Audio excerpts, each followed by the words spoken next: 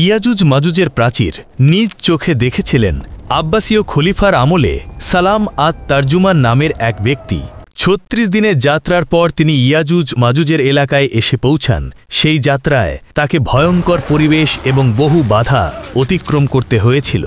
বলা হয়ে থাকে তিনিই একমাত্র মানুষ যিনি তখনকার সময় ইয়াজুজ মাজুজের এলাকা ভ্রমণ করে আবার নিরাপদে ফিরে এসেছিলেন। সেই যাত্রা কেমন ছিল, তাদের এই অভিযানে কি ঘটেছিল এবং তারা কি ভয়ানক জিনিস দেখেছিল, এই সম্পর্কে আমরা এই ভিডিওতে বিস্তারিত জানাবো। তাই ভিডিওটি শেষ পর্যন্ত দেখতে থাকুন। মহান আল্লাহ তাআলা আমাদের পবিত্র কোরআনের সূরা কাহাফে ইয়াজুজ এবং মাজুজের কাহিনী শুনিয়েছেন। তারা ছিল এমন এক জাতি যারা পৃথিবীতে বিপর্যয় সৃষ্টি করত। এরপর আল্লাহর প্রিয় বান্দা জুলকারনাইন তাদের থেকে আমাদের সুরক্ষিত রাখতে এক শক্তিশালী বাঁধ নির্মাণ করেন।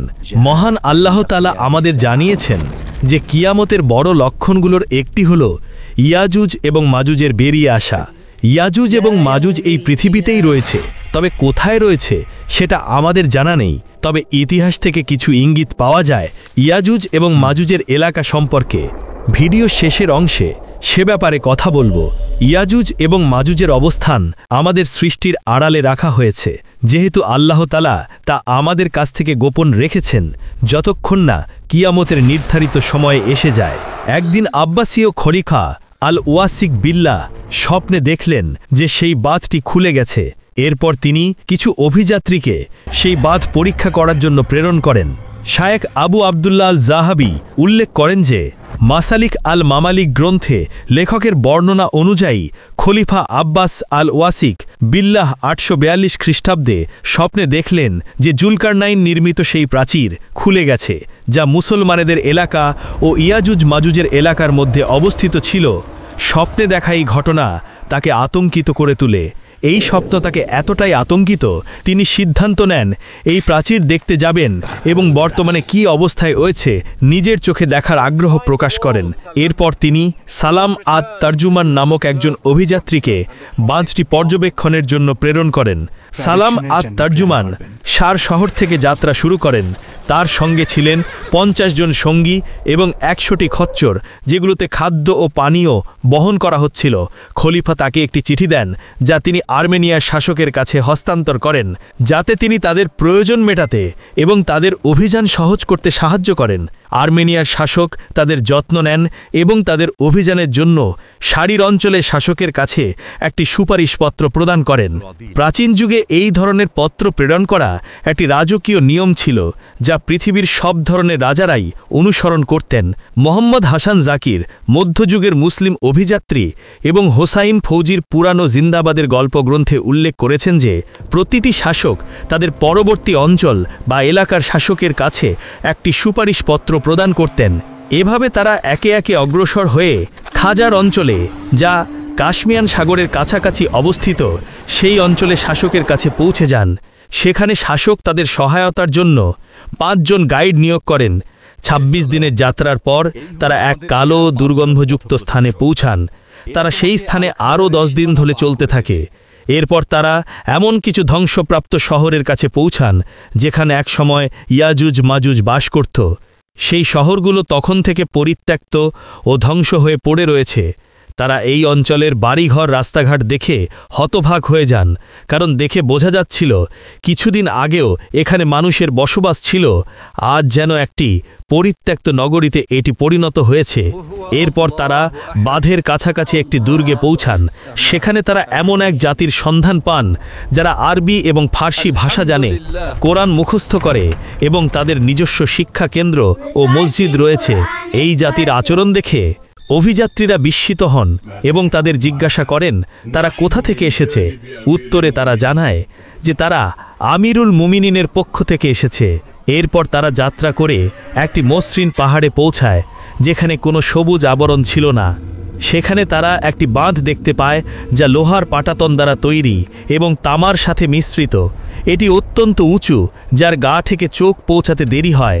বাঁধটির ওপরে লোহার শীর্ষ ছিল এবং এর মাঝখানে একটি বিশাল দরজা ছিল, যার দুটি কড়া বন্ধ ছিল। দরজার প্রস্থ ছিল 100 হাত, দৈর্ঘ্য 100 হাত ও পুরুত্ব ছিল 5 হাত। দরজার উপর একটি তালা ছিল যার দৈর্ঘ্য 7 হাত এবং পুরুত্ব ছিল হাতের 1 মাপে। তারা আরও অনেক কিছু উল্লেখ করেন। সেই স্থানে প্রতিদিন একটি প্রহরী দরের দ্বারা তালার কাছে পাহারা দেয়া হতো এবং তাদের কাছ থেকে একটি ভয়ঙ্কর এবং বিরক্তিকর শব্দ শোনা যেত। তখন তারা বুঝতে পারত যে সেই দরজার পেছনে আরও প্রহরী ও রক্ষীরা রয়েছে। দরজাটির কাছাকাছি দুটি বিশাল দুর্গ ছিল, যাদের মাঝে একটিতে স্নিগ্ধ ঝর্ণার পানি ছিল। একটি দুর্গে কিছু পুরানো বিল্ডিংয়ের অবশেষ ছিল, যেমন মাকড়ি পাথর ও লোহা ইত্যাদি। সেই পাথরের একটি টুকরো ছিল 1 হাত ও অর্ধেক হাত লম্বা এবং 1 হাত চওড়া। তারা সে অঞ্চলের লোকেদের জিজ্ঞাসা করেছিল, আপনারা কি ইয়াজুজ মাজুজকে দেখেছেন?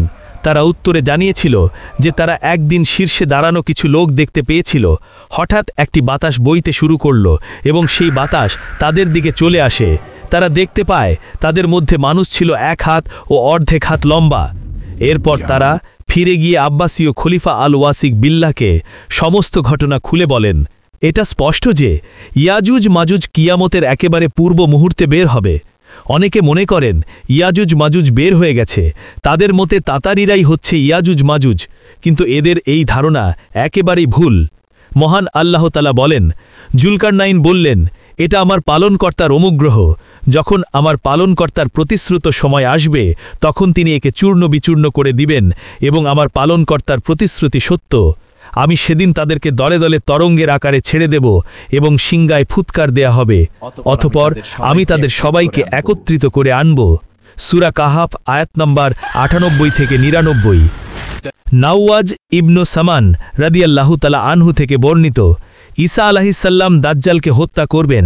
অতঃপর আল্লাহ তাআলা তার নিকট ওহী প্রেরণ করবেন, আমার বান্দাদেরকে তুর পাহাড়ে সরিয়ে নাও, কেননা আমি এমন একদল বান্দা অবতীর্ণ করছি যাদের বিরুদ্ধে যুদ্ধ করার ক্ষমতা কারও নেই। তিনি বলেন, তারপর আল্লাহ ইয়াজুজ মাজুজের দল পাঠাবেন। আল্লাহ তাআলার বাণী অনুযায়ী তাদের অবস্থা হল, তারা প্রত্যেক উচ্চভূমি হতে ছুটে আসবে। সূরা আম্বিয়া আয়াত 96। তিনি বলেন, তাদের প্রথম দলটি তাবারিয়া উপসাগর অতিক্রমকালে এর সমস্ত পানি পান করে শেষ করে ফেলবে। এদের শেষ দলটি এই স্থান দিয়ে অতিক্রমকালে বলবে, নিশ্চয়ই এই জলাশয়ে কোনো এক সময় পানি ছিল। তারপর বাইতুল মাকদিসের পাহাড়ে পৌঁছানোর পর তাদের অভিযান সমাপ্ত হবে। তারা পরস্পর বলবে, আমরা তো দুনিয়ার বসবাসকারীদের ধ্বংস করেছি, এবার চলো আকাশে বসবাসকারীদের ধ্বংস করি। তারা এই বলে আকাশের দিকে তাদের তীর নিক্ষেপ করবেন। আল্লাহ তাআলা তাদের তীরসমূহ রক্তে রঞ্জিত করে ফেরত দেবেন। তারপর ঈসা ইবনে মারিয়াম আলাইহিসসালাম ও তার সাথীরা অবরুদ্ধ হয়ে পড়বেন। তারপর হযরত ঈসা আলাইহিসসালাম ও তার সাথীরা আল্লাহ তাআলার দিকে রুজু হয়ে দোয়া করবেন। আল্লাহ তাআলা তখন ইয়াজুজ মাজুজ বাহিনীর ঘাড়ে মহামারী রূপে নাগাপ নামক কীটের উৎপত্তি করবেন।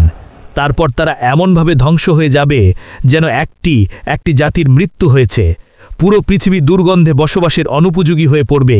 সেই অবস্থায় ঈসা আলাইহিসসালাম আবারও আল্লাহর কাছে দোয়া করবেন এবং উটের ঘাড়ের মতো দেখতে একদল পাঠিয়ে ইয়াজুজ ও মাজুজকে পৃথিবীর বাইরে কোথাও নিয়ে যাবে। এরপর আল্লাহ সুবহানাহু ওয়া তাআলা টানা কিছুদিন পৃথিবীতে বৃষ্টি বর্ষণ করতেন।